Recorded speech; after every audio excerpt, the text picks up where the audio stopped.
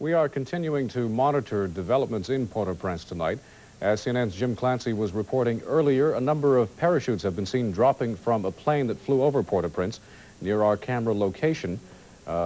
We have yet to determine what's in the box that the parachutes have been said to be carrying.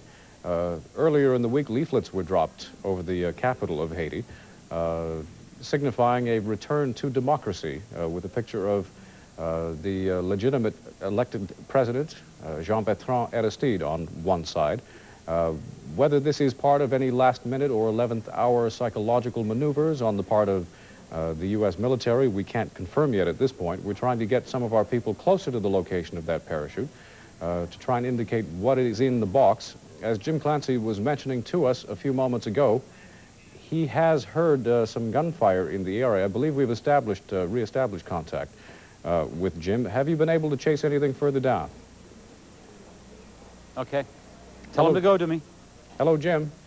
Have you been able to find out the source of that gunfire that you had mentioned earlier? No, we weren't able to find that out. Just some shots that apparently were fired in the distance, but we are finding out a little bit more about the parachute. I think we have a picture of it now for you on our Nightscope Vision camera. That's what I was looking at when you were talking to me earlier, and I didn't quite get your cue. You can see we have some people down there. I don't mean to be keeping you psychologically on the edge of your seats or trying to build up the drama here, but there is a box that you can see clearly on the bottom of that parachute. Now, from another source, a good one from the U.S. Embassy, we have been told that this is probably AM and FM radios that are being given to the people of Haiti so that they can listen to what is going on. They can have information if there are any troop movements, if there are any warnings from the U.S. military after they arrive that might be contained there. So it was a lot of excitement, and the U.S. military making a gift of some electronics, apparently, to the Haitian people in the hopes that if there is a military action, it could somehow contribute to them feeling a little more comfortable with it. Lyndon?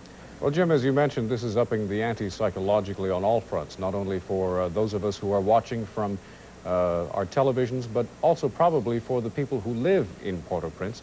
How do you think this is likely playing out among the people, let alone the military down there?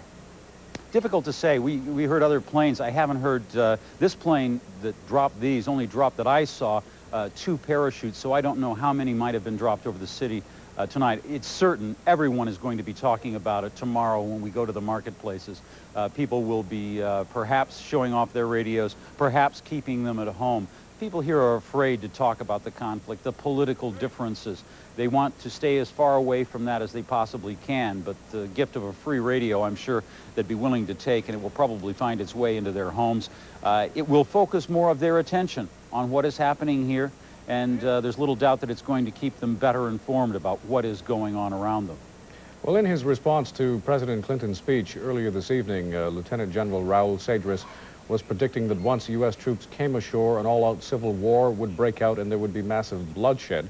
There have been a lot of rumors swirling around that perhaps a lot of the military troops down there would be switching into civilian clothing once any operation was underway, so it would be more difficult for U.S. troops to identify or target them. And also that among the volunteer contingent down there, they would be the ones, the volunteer contingent drawn from the civilian forces, would be the ones dressed in military fatigues. Well, that isn't clear yet. It isn't clear whether anyone is going to stand and fight. There are a lot of military analysts that I have talked to that don't believe that is the case. There might be isolated incidents, but no organized resistance. It is unclear what the military rulers here may or may not be planning. All right, Jim, I'm sorry I have to interrupt you, but we are out of time at this point. We'll ask you to continue to monitor events at that end.